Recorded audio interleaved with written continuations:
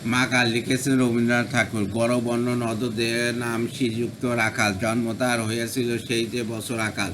গুরু মশাই বলেন তারে বুদ্ধি যে নেই একেবারে, দ্বিতীয় ভাগ করতে সারা 6 মাস ধরে নাকাল। রেগে মেগে বলেন বাদর না দিন নাম দিনু তোর মাকাল। নামটা শুনে ভাবলে প্রথম বাক্যে যুগল ভিড়ো, তারপর সে বাড়ি এসে নৃত্য করিলে শুরু। হঠাৎ ছেলের মতন দেখি সবই তাকে শুধাই, এ কি সকলকে সে জানিয়া দিল নাম দিয়েছে গুরু।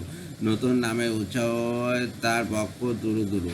কোলের পরে বসিয়া দাদা বলে কানে কানে, গুরুমশায় গাল দিয়েছেন বুঝেছেন তার মানে। রাখাল বলে কখনো না মা, যে আমায় বলেন শোনা, সেটা তো গান নয়, সে কথা পাড়া সবাই জানে। আচ্ছা তোমায় দেখিয়া দেব, চলো তো ওইখানে। টেনে নিয়ে গেল তাকে পুকুর পাড়ের কাছে। ফেরার পরে লতা টেতা মাকাল ফলে আসে, বললে দাদা সত্যি বলো, শোনার চেয়ে মন্দ হলো। তুমি শেষে বলতে কি চাও, গাল ফলেছে গাছে মাকাল আমি, বলে রাখো 2 হাত তুলে নাচে। 2 হাত কলম নিয়ে ছোটে খেলতে নাহি চাই, লেখাপড়ায় মন দেখে মা অবাক হইয়া যায়। খাবার বেলায় অবশেষে দেখে ছেলের কাণ্ড, এসে মেঝের পর ঝুঁকে পড়ে খাতার পাতাটায়।